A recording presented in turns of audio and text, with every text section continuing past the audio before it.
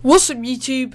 Dan here and welcome to another episode of Career Mode, and this is going to be episode 7 of my AC Milan Career Mode series. But before we get into the gameplay, I'd just like to say thank you for 200 subscribers. So I was on about 175 subscribers on Friday. I'm currently recording this on Sunday, but I was on 175 subscribers on Friday, and then Sunday I did a live stream Friday about 7:30, and I gained about 20 subscribers from that nearly.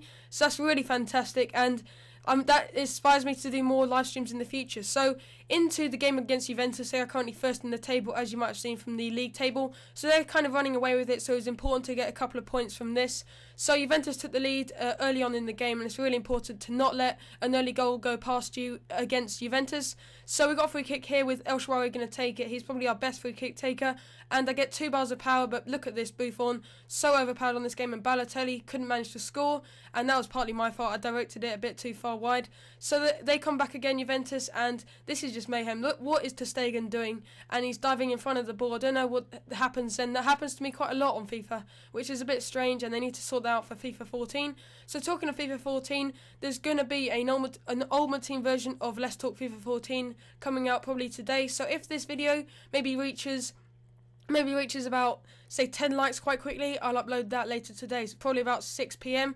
So we start the second half needing 2 goals at least to get a draw, and Balotelli wants to win the game, and he chops past the defender, I think that's Bonucci, and then finishes it in the 54th minute and finishes it off with the muscle flex celebration. So we needed another goal. The next goal was a crucial goal, and if Juventus scored it, they would win it, and look what's going to happen, and they scored there. Ter Stegen couldn't have done better, didn't cover his near post, and Vidal took full advantage of that in the 75th minute to make it 3-1 to Juventus. So we actually lost that game, and that's another loss to our attempt to try and win the season, or try and win the title this season, because we have lost a couple of games already this season, and we haven't actually drawn many games, but we've lost about 4 or 5 already. So we have to kind of work something out to stop losing all these games.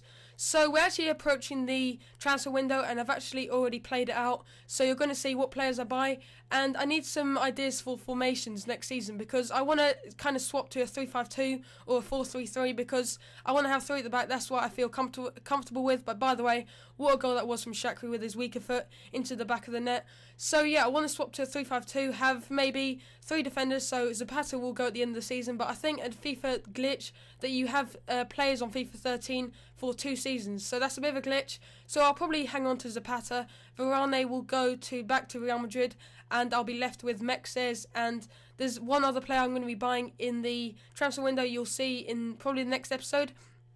So into the gameplay here, we're winning against Catania. Quite a simple game this. It was a midweek game, so I decided to rest a couple of players. So what I'm thinking of doing, back on topic, is put El Shaarawy and Balotelli up front. Obviously, they are my 2 best strikers at the moment. Then maybe bring in like Marco Reus maybe, or Mario Götze, someone like that. I need a key player that's still young and still has good potential, because I'm feeling that I'm bringing in too many young players who will take at least 2 years to grow to their full potential. So I need to think about that, bring in some players that are at least over 80 rated. So moving on to the scouting update, and I'm getting some fantastic players from Brazil. As you see, the top 2 players, Rios and Serio, I think that's how you pronounce it, both 94 and 93, and you see this Madeira guy for 94. So fantastic players there. I would definitely recommend getting a scout for Brazil, and I didn't specify on any attribute, so I just went for any attribute, and the scout has brung back a lot of players. So into a game up against Torino, their main threat is a defender actually. It's Ogbonna. He is fantastic on this game.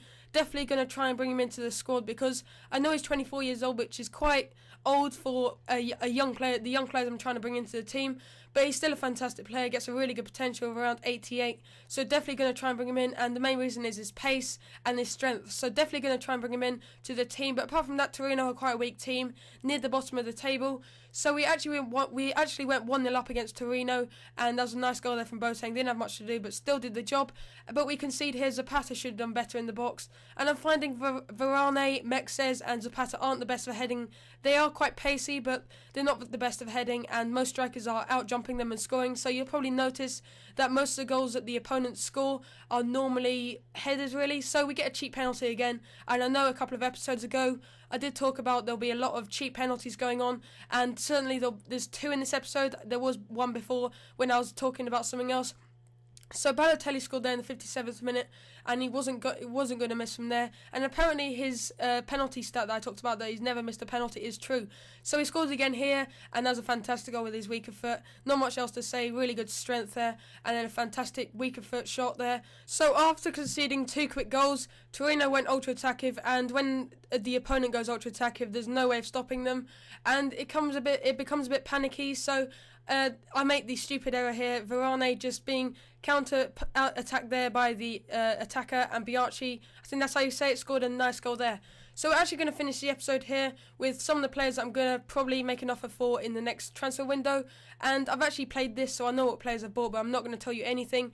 So that's about the end of the episode now, guys. I will leave you with the players that I want to buy in the next transfer window. So again, thanks for 200 subs, that really helps me out. And now for 300 maybe. So yeah, so thanks for watching. Please can we reach 10 likes and I'll upload that second video of the day. So again, thanks for watching, and I'll see you in the next episode.